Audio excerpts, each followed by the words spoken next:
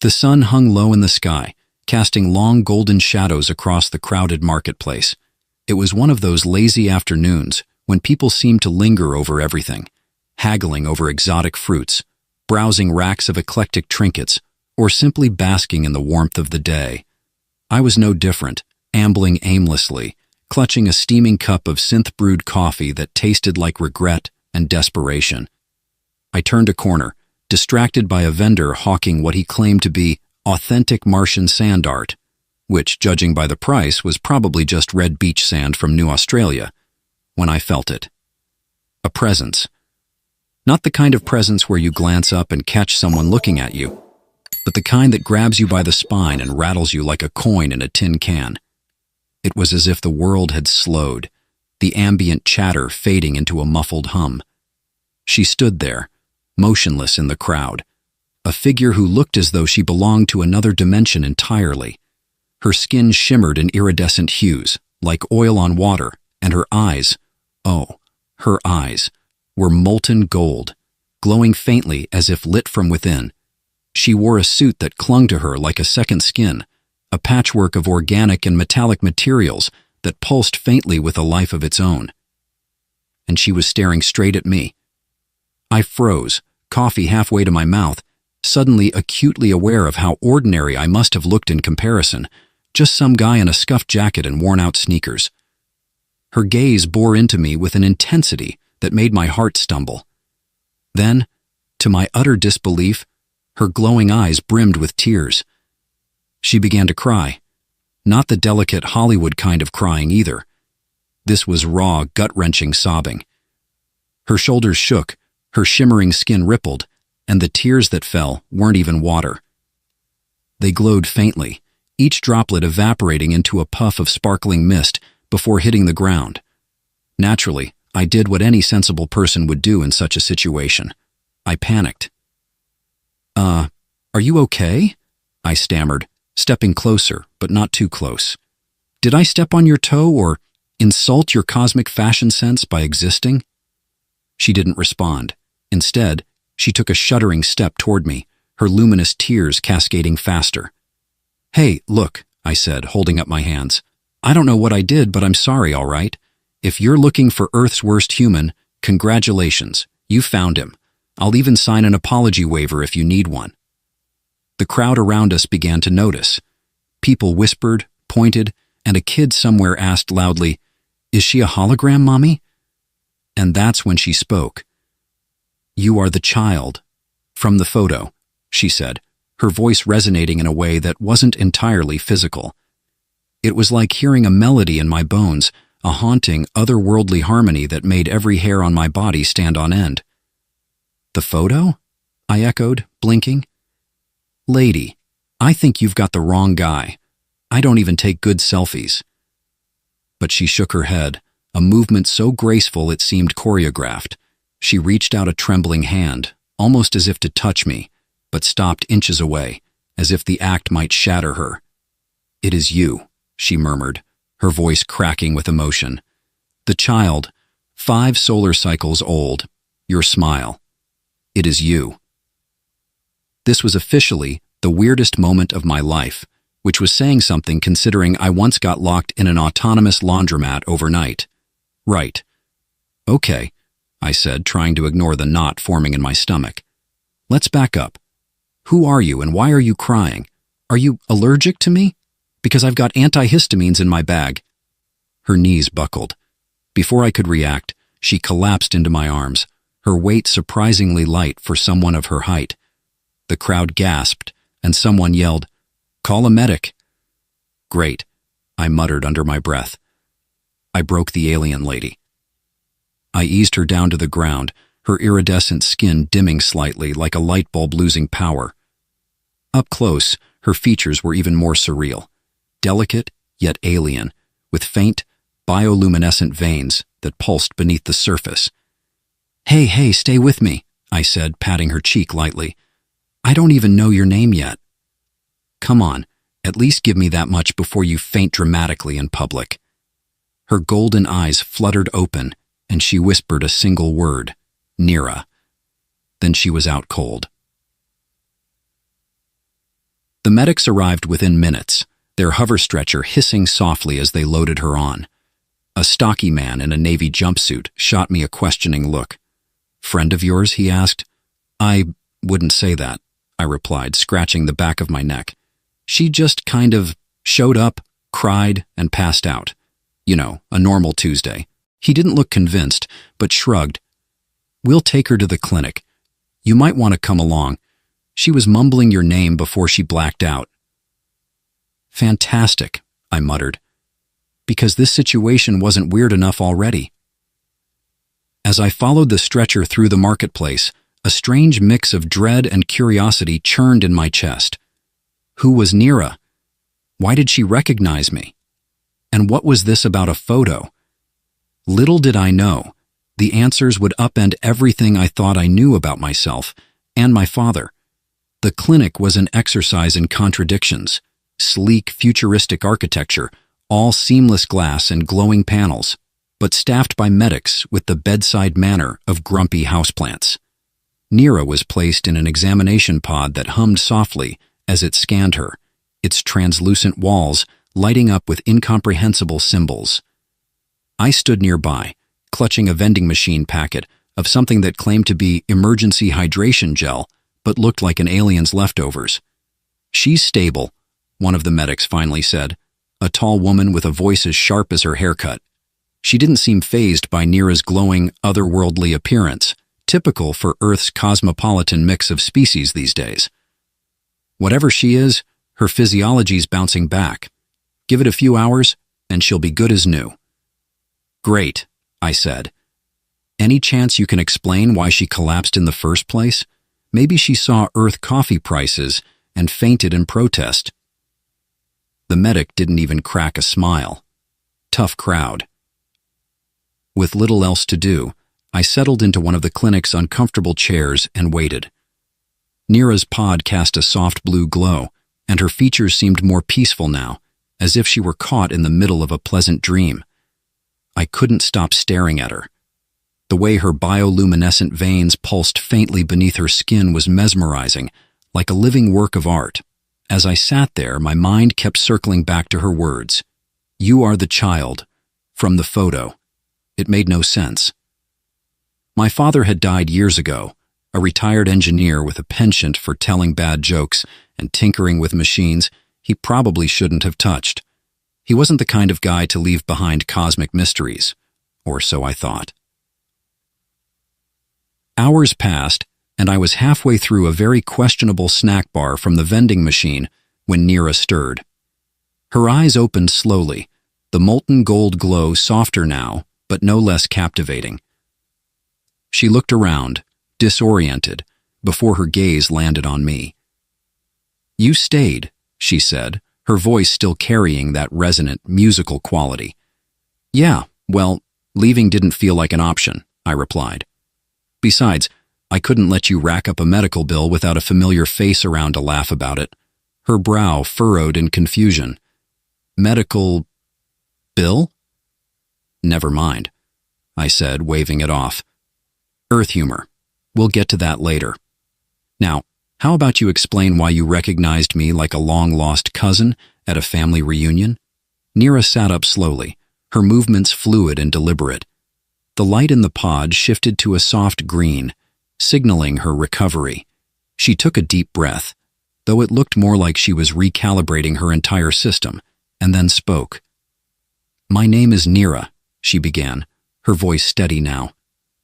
"I am from the planet Zynar, in the Altiri system. Decades ago, your father came to my world." I blinked. "You're going to have to be more specific than that. My dad? Average height guy, bad jokes, always smelled faintly of motor oil? That guy?" "Yes," she said with a faint smile, as though the description amused her. "But to us, he was much more. He saved us." She began to recount her story, and the words painted images in my mind so vivid it felt like I was living them.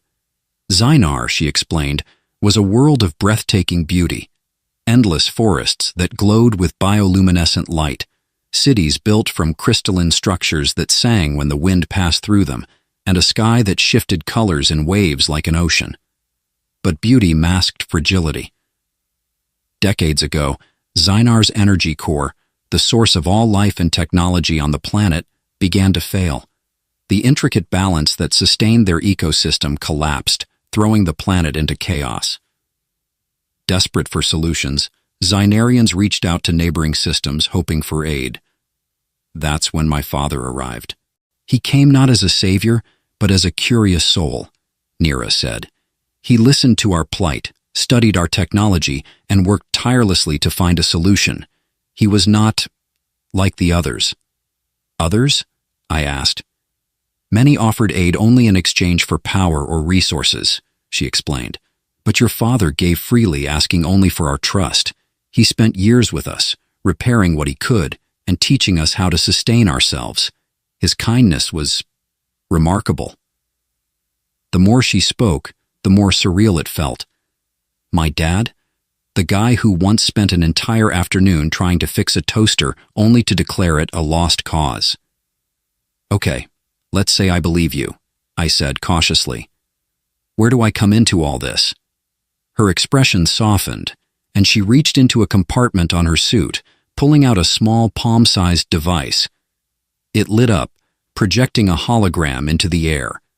A photo of me, 5 years old, grinning like an idiot in a superhero t-shirt, my hair sticking up at odd angles. This, she said, is the photo your father carried with him. He showed it to me, saying it reminded him of hope. I memorized it, never knowing if I would see you in person, until today. I stared at the hologram, my mind racing. It was undeniably me, captured in all my childhood awkwardness.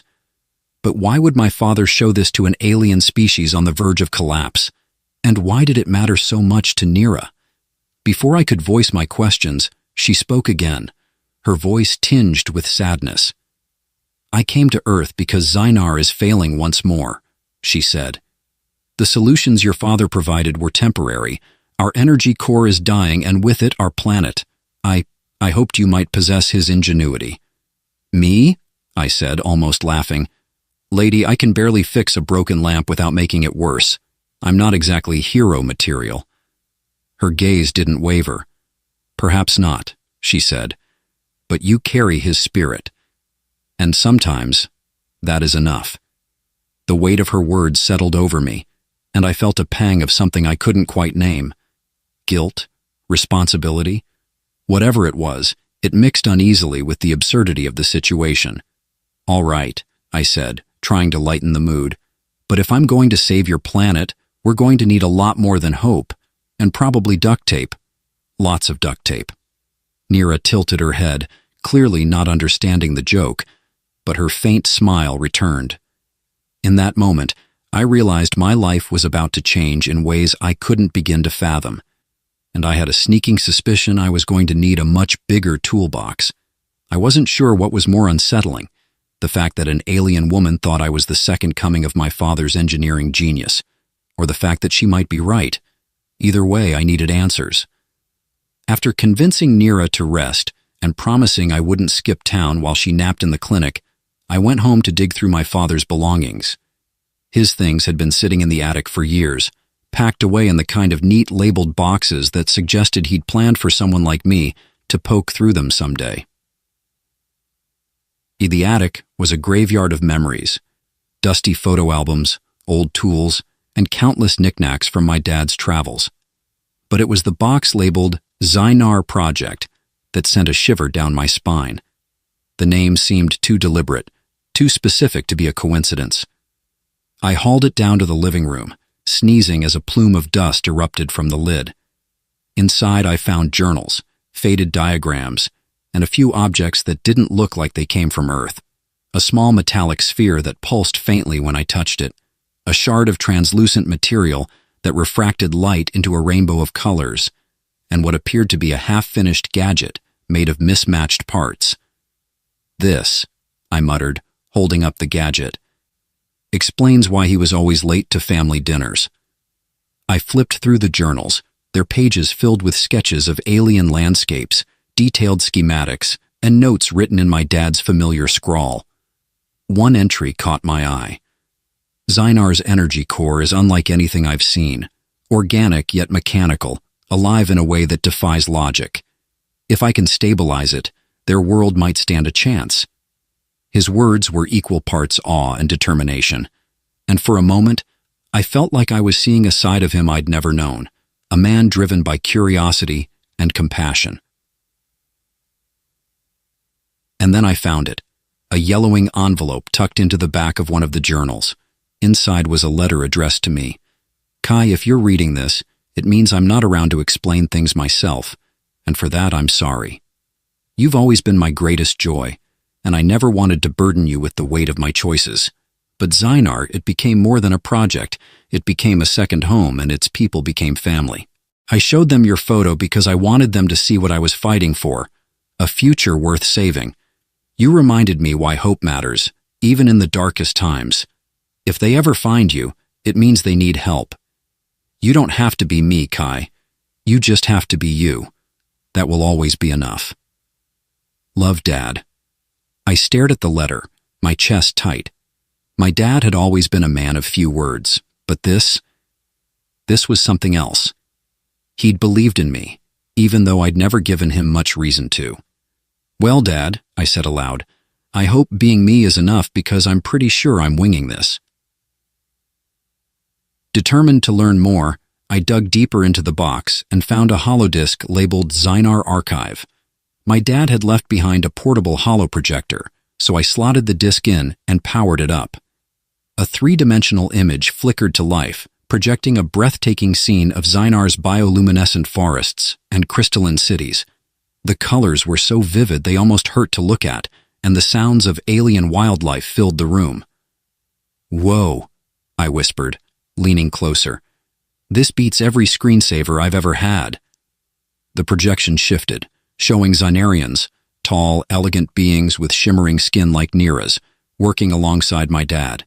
He looked younger, more vibrant, as he laughed with them and tinkered with some kind of glowing machinery. Then the tone shifted. The next series of images showed chaos, dark skies, fires, and a city crumbling into itself.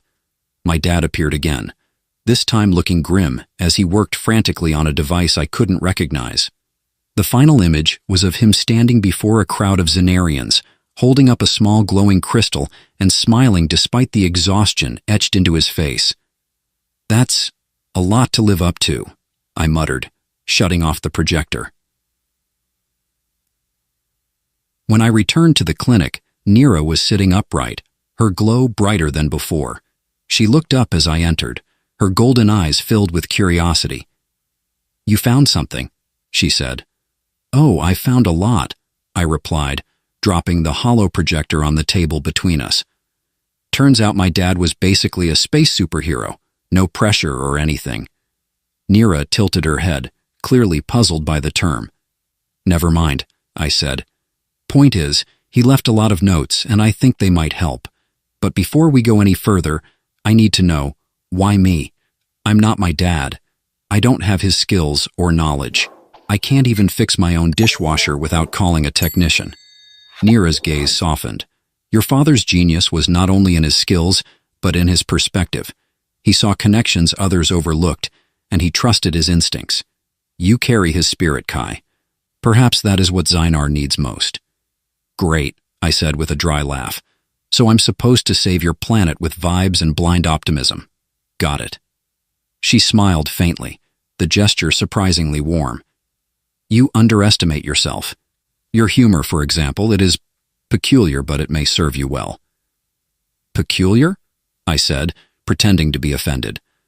I'll have you know my humor is cutting edge. Her laugh, soft and melodic, caught me off guard. For a moment, the weight of everything didn't seem so crushing. And as we talked, a plan began to take shape.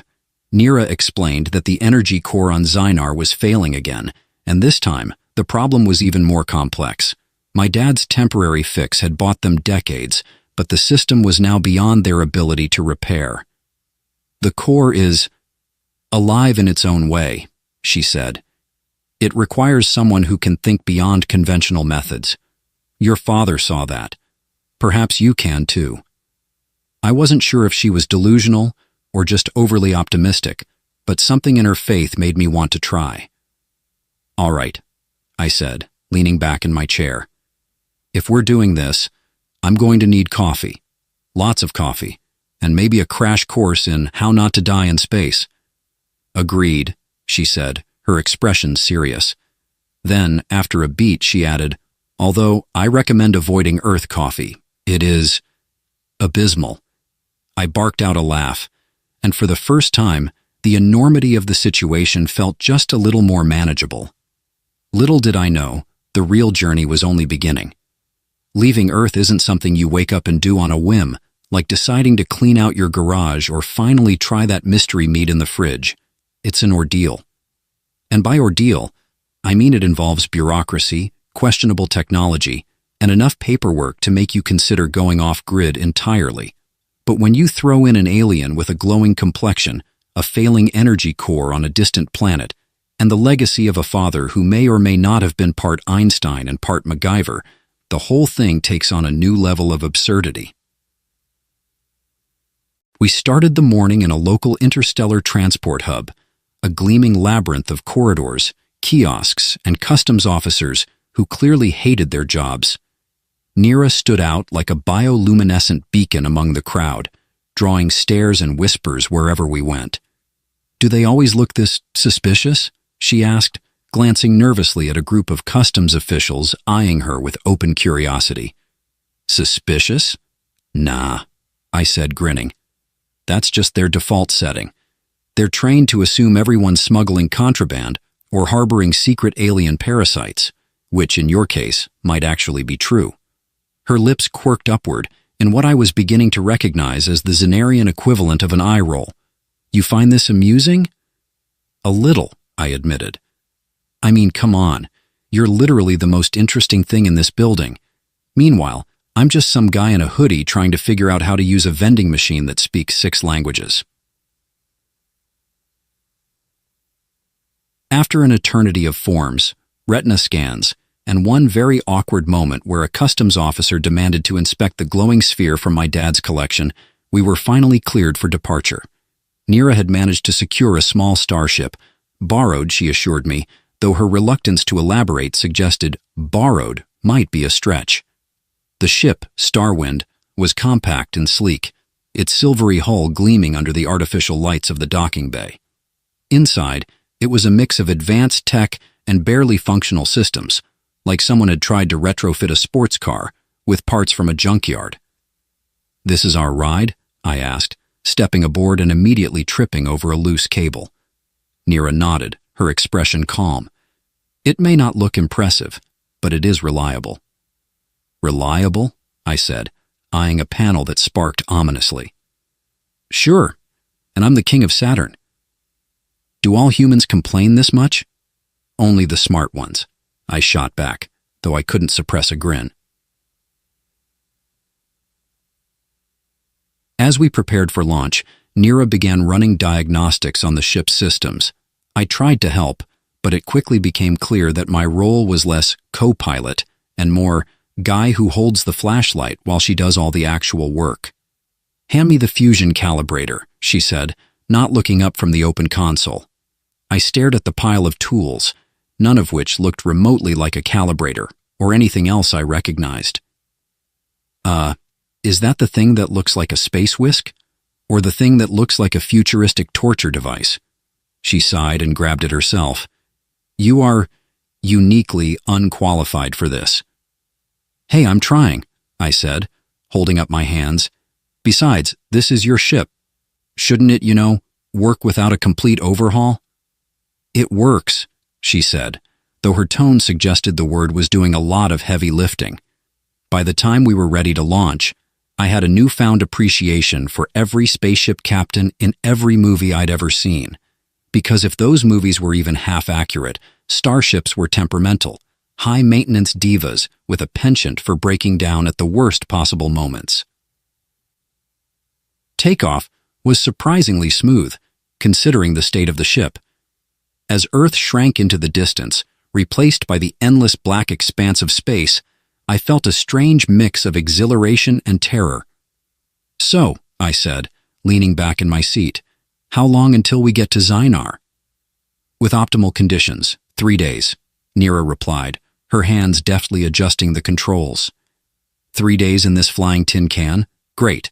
I'm sure we won't run out of air or food or sanity. She shot me a look. "You are very good at imagining worst-case scenarios." "It's a gift," I said, grinning. "Also, can we talk about the food situation? Because unless you've got a stash of chocolate somewhere, this trip's going to be rough." Her lips quirked in that almost smile again. "Zynarian provisions are more than sufficient?" "Yeah, but do they taste good, or are we talking nutritional paste with a side of despair?" She didn't answer, which I took as confirmation that my culinary expectations should remain low.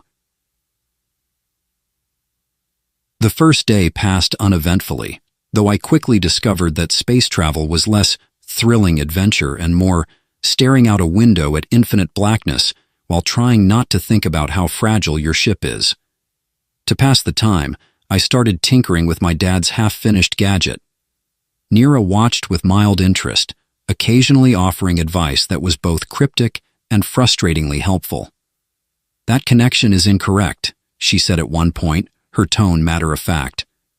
"Oh, really?" I said, holding up the offending wire. And here I thought I was reinventing the wheel. What does this thing even do, anyway? "It is a resonance stabilizer," she explained. "Your father was designing it to harmonize with the energy core on Zynar." "Cool," I said, though I had no idea what that meant. And by cool, I mean I'll probably accidentally blow us up before I figure it out. "Do try to avoid that," she said dryly. As we settled into the rhythm of the journey, I found myself warming to Nira's presence. Her calm, almost regal demeanor balanced out my tendency to crack jokes at inappropriate times, and she had a quiet wit that caught me off guard. At one point, I asked her if Zenarians had any concept of humor. "Of course," she said, her tone light, "though ours is different from yours." "Yeah? Tell me a Zynarian joke," I said, leaning forward eagerly. She thought for a moment, then said, "What does one star say to another when they collide?" "I don't know." "What?" "Nothing. They are consumed by the resulting supernova." I stared at her, waiting for the punchline. "That's not a joke. That's just astrophysics." She tilted her head, clearly confused. "But it is humorous. The collision is both destructive and poetic." I laughed despite myself. "All right, you win. Zenarian humor is officially weirder than Earth humor." She smiled, a genuine luminous smile, and for a moment, the vast emptiness of space didn't feel quite so lonely. And by the end of the second day, we were both feeling the strain of being cooped up in a small ship, but there was also a growing sense of camaraderie. We were two wildly different individuals thrown together by circumstance, united by a shared goal. And as we hurtled through the void, I couldn't shake the feeling that this was only the beginning. Space, it turns out, is not the smooth highway of intergalactic adventure that movies make it out to be. It's more like an endless series of detours, punctuated by the occasional existential crisis. Case in point, halfway through our second day of travel, the Starwind's navigation system decided it was a good time to have a midlife crisis. The first sign of trouble was a sharp metallic whine from the control panel. "What was that?" I asked, looking up from the gadget I'd been trying and failing to assemble. Nira's hands flew across the controls, her expression a study in composed urgency. "The navigational matrix is recalibrating." "Recalibrating? That sounds like code for we're lost." "We are not lost," she said, though her tone lacked conviction. As if on cue, the ship lurched to one side, sending me sprawling against the bulkhead.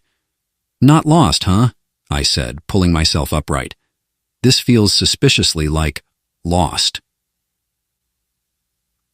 It turned out that recalibrating was a generous interpretation of what the Starwind was actually doing, which was essentially throwing a tantrum. The navigation system had locked us out. The autopilot was stuck in a loop, and the star maps were displaying a version of the galaxy that Nira informed me was at least 2 centuries out of date.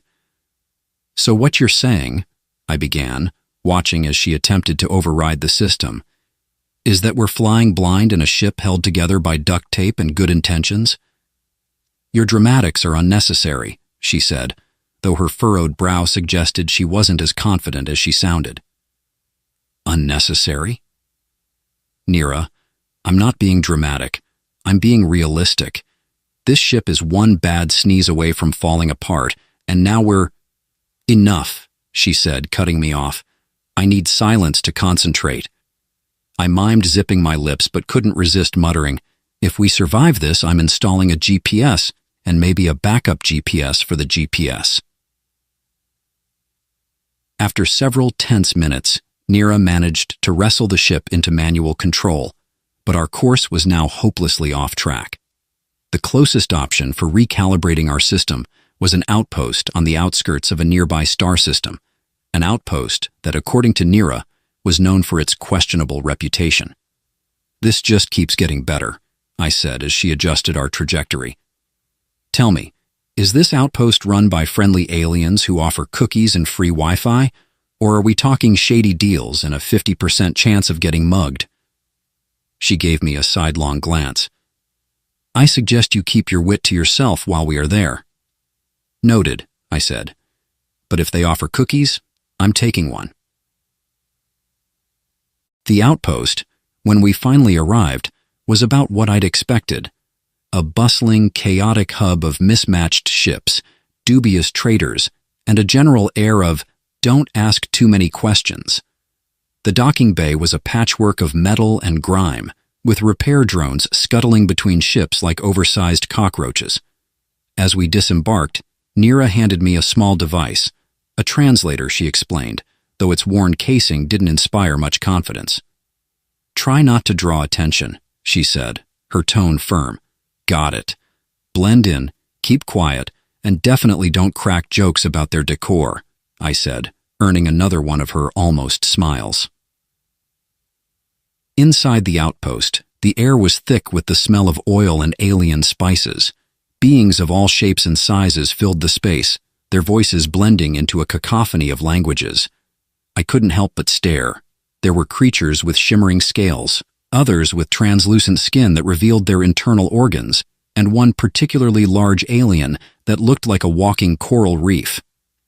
"Eyes forward," Nira murmured, nudging me. "Right. Sorry," I said, tearing my gaze away. "It's just a lot to take in. Also, is it just me, or does that guy over there have 6 arms?" Nira didn't respond, which I took as confirmation. Our first stop was a dingy repair shop run by a grizzled alien with tusks and a perpetually annoyed expression. Nira handled the negotiations, her tone clipped and professional, while I tried not to touch anything that looked like it might explode. The shopkeeper, whose name sounded like a sneeze, eventually agreed to recalibrate our navigation system for a price. "How much?" I asked, immediately regretting it when he named a figure that sounded exorbitant, even in alien currency. "Do not worry," Nira said, her voice low. "I will handle it." I watched as she handed over a small, glowing crystal, one of the items from my father's box. My chest tightened at the sight. "Was that important?" I asked once we were outside. "It was necessary," she said simply. I wanted to press her, but the look on her face stopped me. With the recalibration underway, we had a few hours to kill. Nira suggested we stay out of sight, but curiosity got the better of me. "You've been here before, haven't you?" I asked as we wandered the outpost's maze-like corridors. "Once," she admitted. "It is not a place I enjoy revisiting." "Yeah, I can see why," I said, stepping over a suspicious puddle. "But hey, at least it's colorful." She gave me a look that said, "I am rethinking every decision that led me to this moment." We ended up in a dimly lit cantina, The kind of place where every patron looked like they had a story to tell, and a knife hidden somewhere on their person. 2 drinks, I said to the bartender, who resembled a sentient tree. And maybe some snacks if you've got anything that won't kill a human. The bartender grunted and handed over 2 glowing beverages that looked like radioactive Kool-Aid. Cheers, I said, raising my glass to Nira. She sniffed her drink, then took a cautious sip. This is unusual. Unusual good or unusual bad? Unusual tolerable. I took a sip of mine and immediately regretted it. Tolerable, huh? Tastes like someone liquefied a battery. Despite the grim surroundings, we managed to share a rare moment of levity, laughing over our mismatched reactions to the alien cuisine.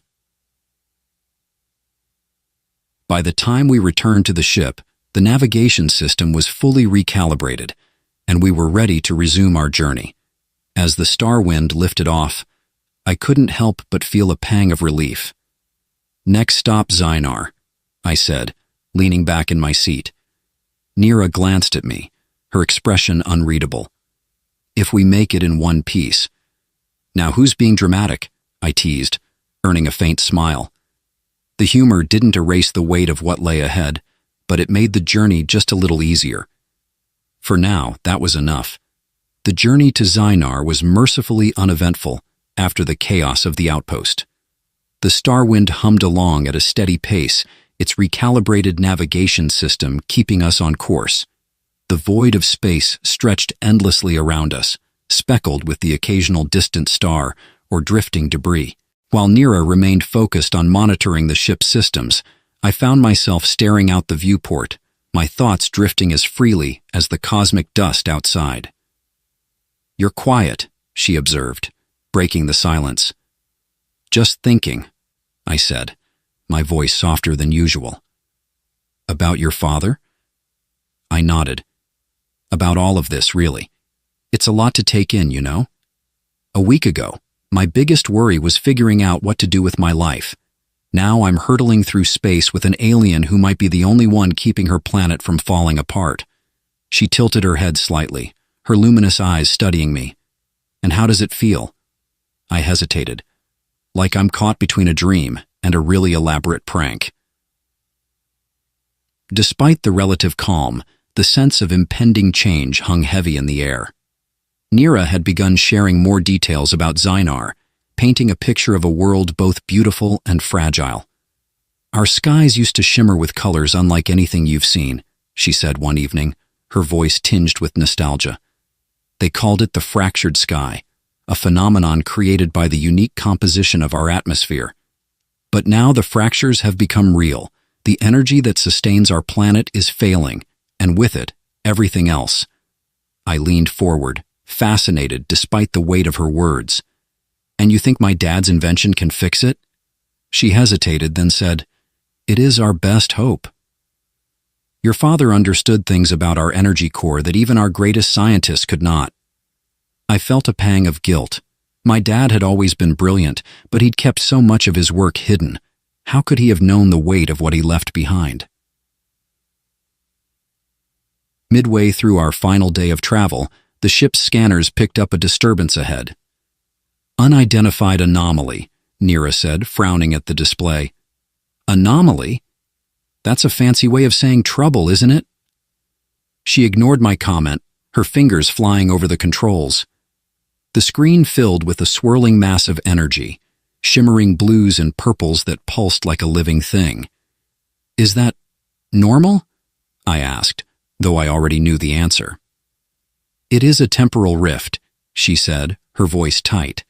"Rare, but not unheard of in this region." "Rare and dangerous?" "Potentially." "Great.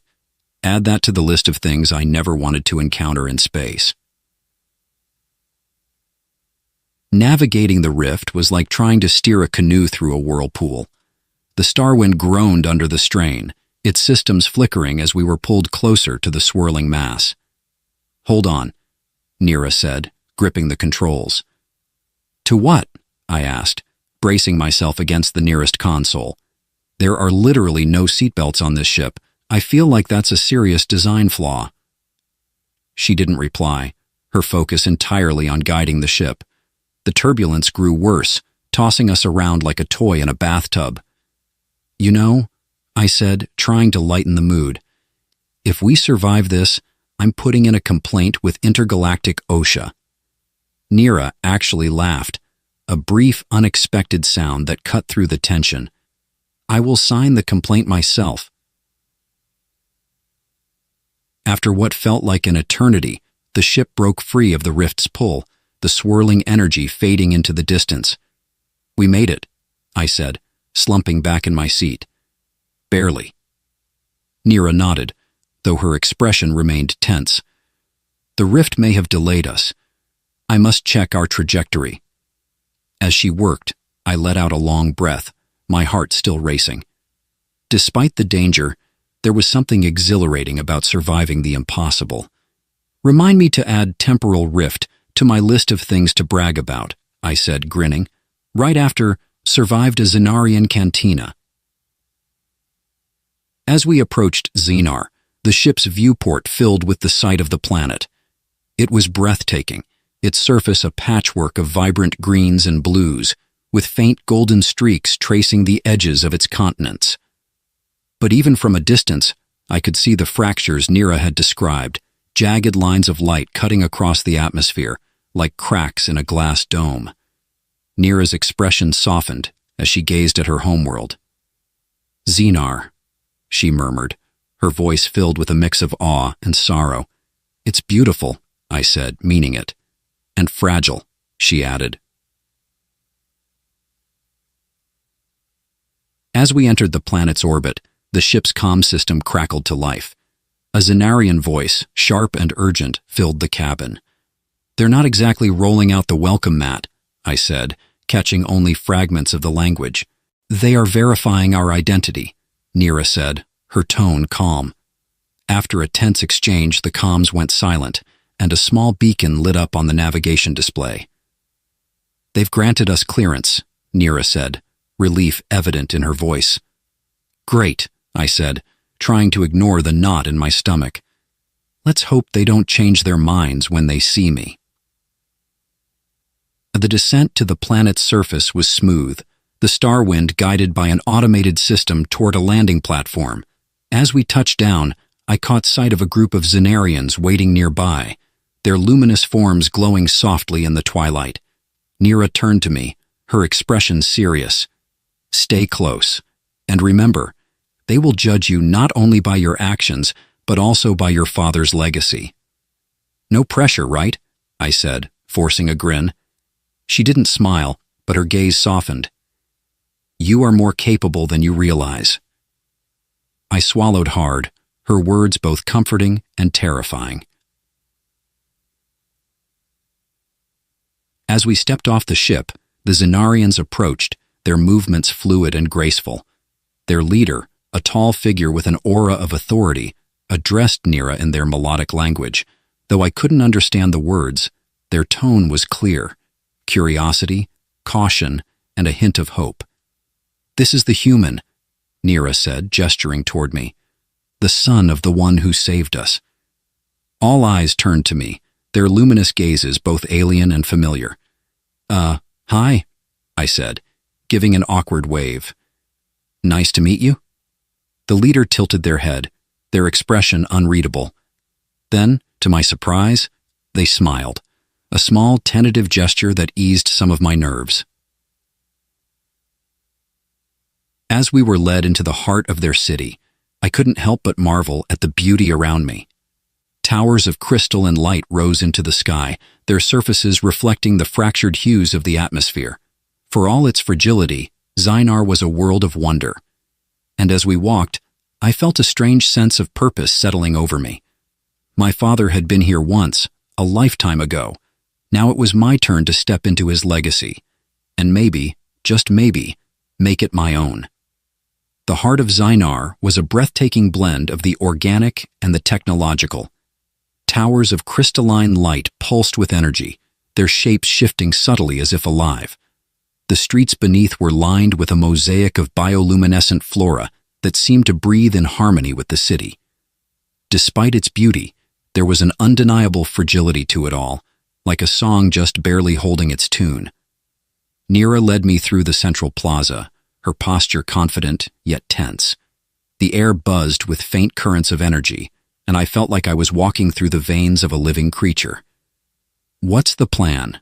I whispered as we approached a large structure that resembled a flower frozen mid-bloom. "We present your father's work to the core council," she said, her tone steady. "They will assess its potential." "Sounds simple enough," I muttered. "So how many ways can this go wrong?" She didn't answer, which I chose to interpret as more than I'd like to admit. And the council chamber was a circular hall, its walls shimmering with cascading light. A group of Xynarians stood at the center, their forms more radiant than the others we'd encountered. They exuded an air of quiet authority, their movements synchronized as if they were parts of a greater whole. Nira stepped forward, bowing slightly. "Esteemed council, I bring the human descendant of the one who once saved our world." Their luminous gazes turned to me, and I felt an odd mix of awe and self-consciousness. I cleared my throat. Hi, I'm Alex. My dad, well, he was a lot smarter than me, but I'm here to help however I can." Smooth. Real smooth. To my relief, Nira took over, explaining the contents of the device we'd brought and how it could stabilize the planet's failing energy core. She spoke with a conviction that made me feel proud and a little guilty, knowing how much she was banking on something I barely understood. One of the council members stepped forward, their voice melodic yet firm. "The human legacy is not without merit, but action must follow intention." "Right," I said, nodding like I had any idea what that meant. They gestured for us to follow, leading us through a series of corridors that descended deep into the earth. The walls glowed faintly, their light pulsing in time with a distant hum that seemed to come from the planet itself. At the heart of Xynar lay the energy core, a vast, swirling nexus of light and color suspended in an enormous chamber. It was mesmerizing and terrifying all at once, its fractured state evident in the jagged, flickering currents that coursed through it. "This is it?" I asked, my voice barely above a whisper. Nira nodded. "The core is the lifeblood of Xynar. Without it, the planet cannot survive. And we're supposed to fix that with—" I held up the device, a small, unimpressive-looking cube. "This?" She gave me a look that was equal parts encouragement and exasperation. "Trust in your father's work." "No pressure or anything," I muttered. The process of integrating the device was less than straightforward. Nira and the Xynarian engineers worked in perfect synchrony, their movements precise and deliberate. Meanwhile, I hovered on the sidelines, trying to make myself useful but mostly staying out of the way. At one point, a particularly complicated maneuver prompted me to ask, "Do you need me to hold something? Or like, hand you a wrench? Do you even have wrenches?" "Silence would be most helpful," one of the engineers said without looking up. "Got it. Silent as a vacuum," I said, earning a faint smirk from Nira. As the device was finally connected, the core pulsed violently, its fractured light surging in all directions. For a moment, the chamber was bathed in blinding brilliance, and I thought, this is it. We broke it. We broke the planet.